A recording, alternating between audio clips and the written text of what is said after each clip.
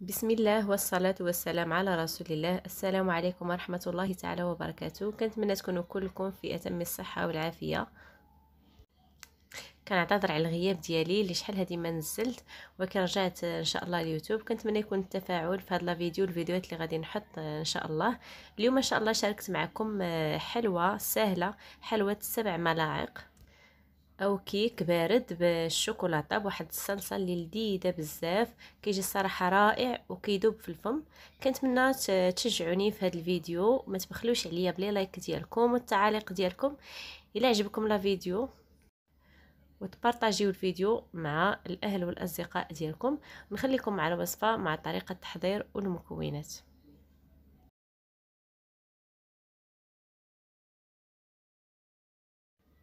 بسم الله على بركة الله. فأول حاجة غادي نحتاج لتحضير هذه الوصفة، غادي نحضروا الكيك اللي غادي نحتاج فيه 3 الحبات من البيض بحرارة المطبخ، 8 غرام من السكر فانيلا، 7 ملاعق كبيرة من السكر،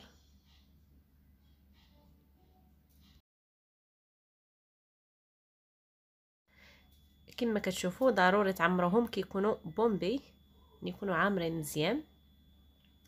كنخلطوا هاد المكونات كاملين، ممكن تخلطوهم هكا بالخلاط او غير بالخلاط اليدوي، او ديروهم في الخلاط الكهربائي، فعلى حساب الاختيار ديالكم.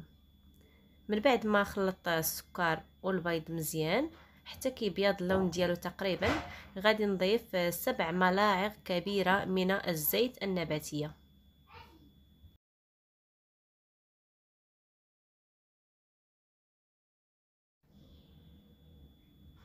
ثم غادي نضيف 7 ملاعق كبيرة من الحليب، وضروري المكونات كلهم كيكونوا ماشي في الثلاجة باش الكيك يكون ناجح. كتخرجوا الحليب هكا من الثلاجة بشويه قبل.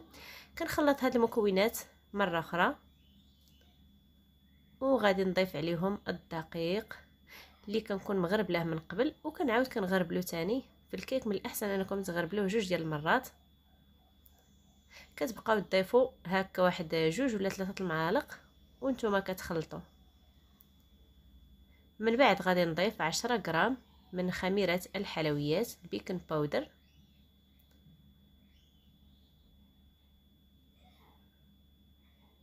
وغادي نضيف ملعقة كبيرة من الكاكاو المر، ولا ساشي من الكاكاو المر على حساب المتوفر. انا هنا ضفت عندي ديال العبار، ضفت ملعقة كبيرة. كنخلط المكونات كاملة مزيان. كنصب الخليط ديالي في واحد المول اللي كنكون دهنه بالزيت ورشه بالدقيق، وكندخلها للفرن على نار مهيله حتى كطيب 35 دقيقه، اللي خدات معايا تقريبا في الطياب ديالها. كنحاول انني نحيدها من المول.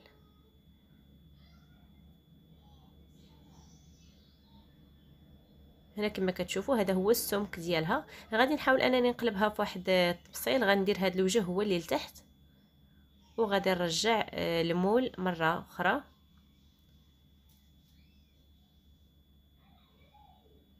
وغادي نسقيها بطبيعه الحال بواحد شويه ديال الحليب، ولا على حساب المتوفر اللي بغيتو نتوما سقيوه بها، سواء القهوه ولا اللي بغيتو ممكن تسقيو بها. انا هنايا استعملت الحليب.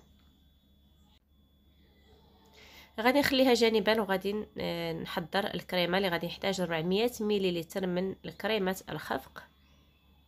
ممكن تعوضوها بالكريمه اللي كتكون بودر. 3 ملاعق من السكر.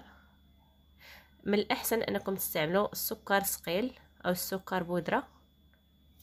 وكنبدا غادي نبدا نطلع في هاد الكريمه.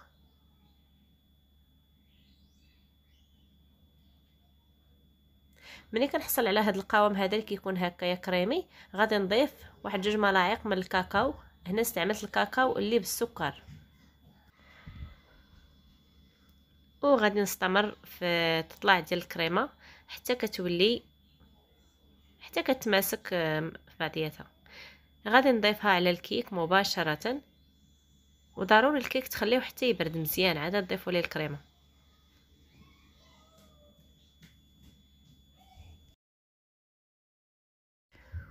وغادي نحاول انني نوزع هاد الكريمه على الكيك ونخليها في الثلاجه واحد شويه حتى تماسك.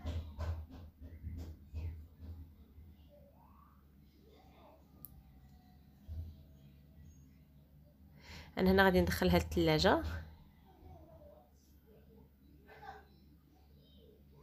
بالنسبه للطبقه الاخيره ديال الشوكولات غادي نحتاج فيها 150 غرام من الشوكولات الاسود. غادي نضيف ليه 2 ملاعق من الزيت النباتيه، وغادي نديرو بطبيعه الحال في حمام مريم او ديروه في الميكروند حتى كيذوب. من بعد ما كيذوب كما كتشوفوا غادي نضيف ليه 100 مليلتر او كاس صغير ديال الحليب اللي كيكون سخون، ما يكون سخون بزاف ولكن كيكون دافي شويه. صافي وكتحركوا بواحد السرعه حتى كتحصلوا على غاناج لي كريمي.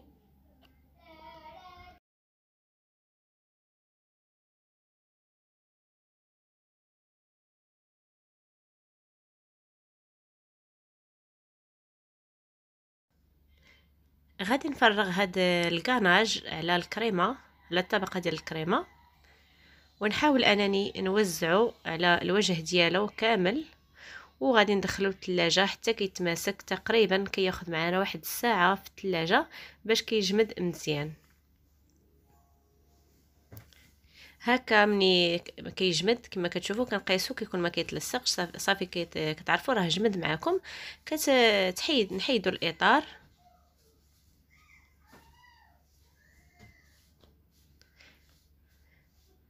هكا كيكون الشكل ديالها من الجوانب كما كتشوفوا. ما بقى ليا الا نزينها. فبالنسبه للتزيين كما كنقول لكم دائما فكيكون اختياري على حسب المتوفر، فكنعطيكم هنا كفكره وعلى حساب نتوما كيفاش بغيتو تزينوه. زينت انا جوانب القليل من الشوكولاته فيرميسيل وهاد القطع ديال البسكوي اللي كنزينوا بهم هكايا. وكيكون هذا هو الشكل ديالها كيفاش جات. كما كتشوفوا كيجي الشكل ديالها رائع بزاف ولكن المذاق اروع. فالطريقه كما شاهدتوا معايا في الفيديو فهي سهله، ممكن لاي وحده مبتدئه انها تحضرها، فما فيها لا جينواز ولا حتى صعوبه، سهله بزاف والاهم انها كتجي لذيذه بزاف. هنا قطعتها معكم باش نوريها لكم من الداخل كيفاش كتجي. راه حتى الكيك كيجي هشيش بزاف. ممكن انكم تستعملوا الكيك بوحدو بلا كريمه. كيجي ديك الطبقه ديال الشوكولاته من الفوق حتى هي باينه، كتجي الصراحه رائعه. كنتمنى تجربوا الوصفه. بقى ليا الا نضرب لكم موعد في الفيديو الماجي ان شاء الله. في امان الله وحفظه.